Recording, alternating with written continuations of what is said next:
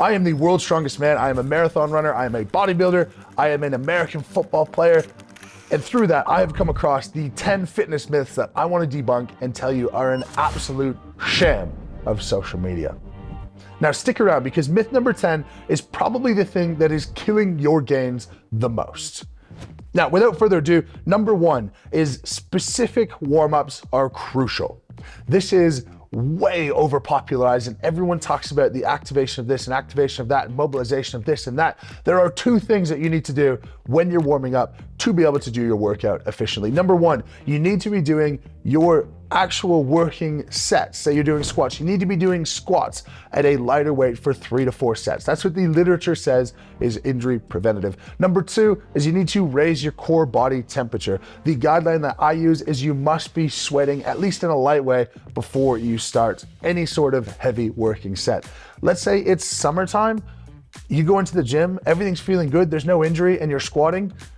Probably all you need to do is slap on some weight, squat a few, slap on a bit more weight, squat a few. You're gonna be sweaty, you're gonna be moving weight around.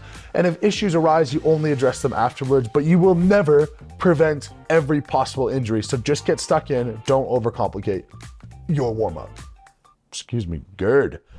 If you wanna make your warm-ups efficient and to really just understand and get it in as quick as possible, I have a free guide to warming up. We've linked that in the description. Go ahead, check it out, pick it up, 100% free, and it'll add some clarity for a variety of movements that you might be doing on that day.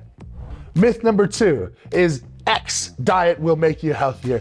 Any diet that has a name, that has a fad, that has a particular restriction or a particular focus, it's all a lie. If I told you I'm starting a diet where you can only eat foods that start with P, you will be healthier because you're restricting yourself from so many other foods. And when we say healthier, I just mostly mean you're gonna be more aesthetically pleasing. Will you be healthier?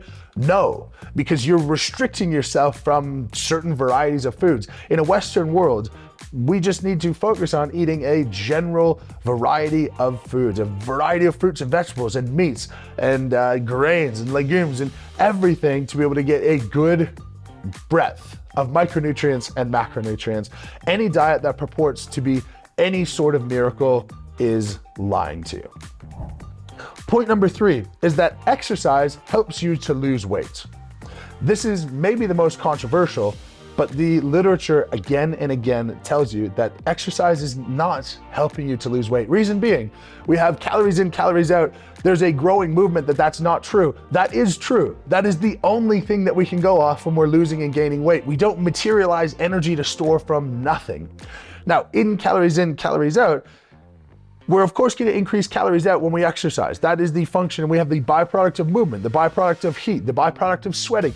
All of these things are increasing your energy expenditure. But what is consistently shown is that your appetite to input that energy actually starts to match. And so you're exercising more, but you're also just eating more.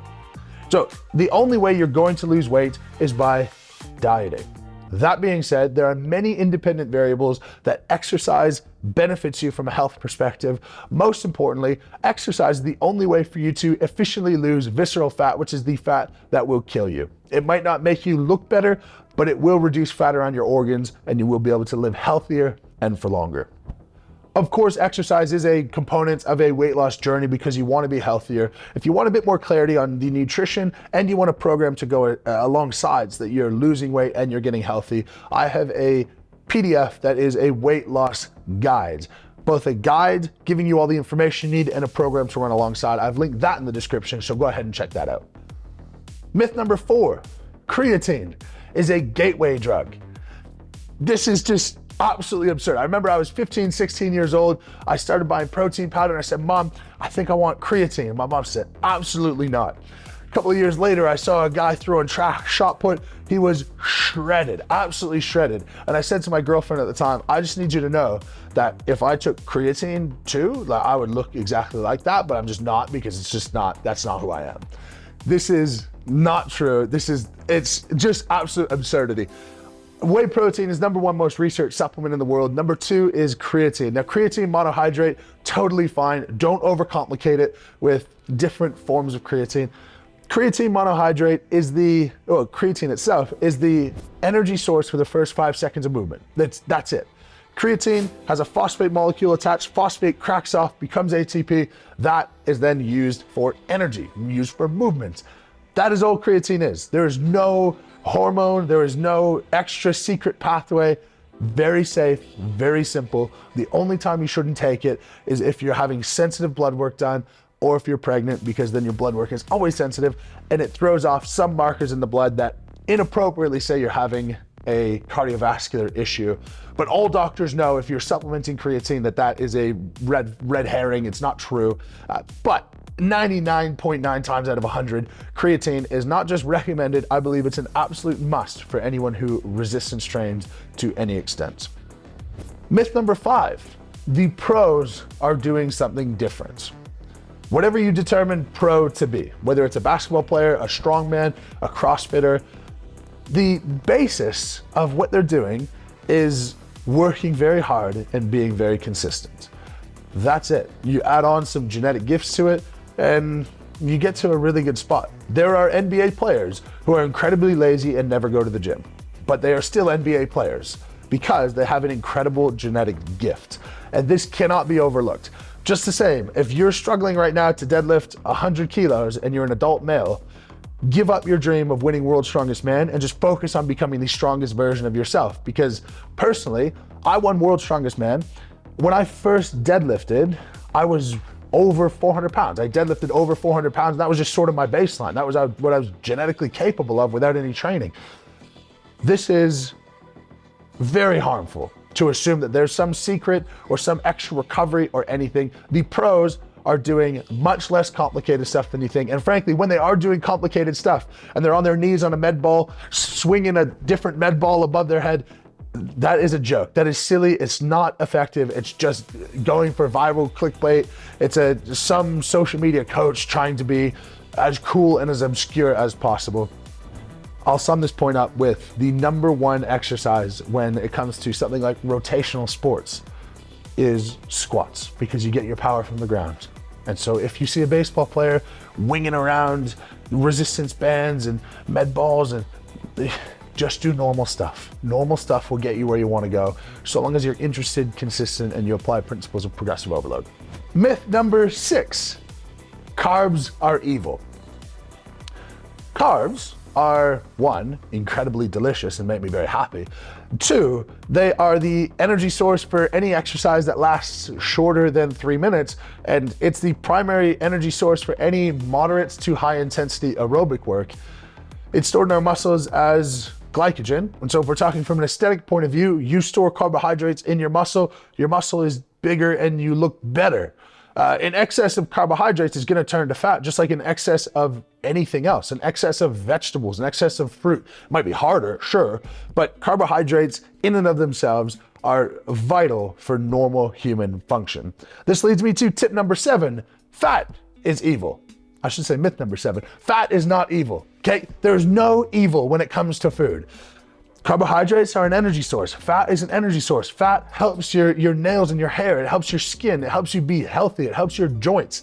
It's non-negotiable. Now, trans fats are bad. Fried food, we're not looking for that. But fish fat, omega-3 and omega-6 fat, it is vital for your health and actually improves your cholesterol, improves your blood pressure, and improves your long-term health outcome. So, myth number 6 and myth number 7, there is nothing that you're putting into your body that is inherently terrible except for things like drugs and alcohol. Outside of that, most other things have a place in a normal diet. Myth number 8, there is a hack to building your strength or building muscle. This goes in the same line with myth number 5. There's no tip, there's no hack, there's nothing. You just get in and you work hard as much as you can recover from. And honestly, I believe the thing that's made me a champion time and time again is that I don't miss a day at the gym. I don't miss a rep. I don't miss a set. I don't miss attempting anything for a decade. And that gets you to a really good spot. And that's what you should focus on. Your consistency is what matters the most. Myth number 9, aesthetics reflect your health. I think people envision a gray zone here where there's people who are incredibly skinny and unhealthy, and that's true. And there are people who are like way bulked up, or someone like me who's a bit heavier and they're not healthy as well. Also true. But this area in the middle where people are, a normal body weight and shredded, well, clearly they must be healthy. Clearly they must be in some way doing something that I should be doing too. This is entirely untrue. The healthy body fat range for a male is somewhere between 12 and 18%. People with visible shredded abs are well below that. It's not to say they're inherently unhealthy if they have abs, but that shouldn't be the objective of peak health. Same thing, if someone has great genetics, and say a lot of NFL players and some strongmen, they eat ice cream and pizza every day, but still look relatively okay. We also have a growing epidemic of something called normal weight obesity, where you look at someone and they look fine from the outside, but their visceral fat, the fat around their organs that you can't see and there's not huge quantities of, is extremely high, and they are at the same risk of cardiovascular disease and of early death as someone who is in the obese category. That being said, you should focus more on lifestyle changes and a reasonable diet and exercise to be able to get to where you want to go. Myth number 10, and this is the most important thing: your workout must be perfect. I'll put out stuff all the time where I put a sample workout here or there. I have programs. If you're looking for some guidance, I have those linked in the description. But in the end, you have to just do things that you enjoy. If you do things that you enjoy, you are going to be consistent, and you're going to be consistent over the long run, and you won't hate your life for it. I absolutely love training. That's why I do what I do, and I will always love training. It's the only thing that I've loved for my entire life outside of my family, and you have to get to that place as well. This is the real only secret to health, fitness, sport, achieving great things, is if you do something that you enjoy and you enjoy the process, you will get to a really productive place. Those are my 10 myths that I am busting for fitness. Drop yours in the comment section and let me know, what do you think is the biggest fitness myth? Thank you very much for watching, guys. As per usual, lift heavy and be kind, and we'll catch you in the next video.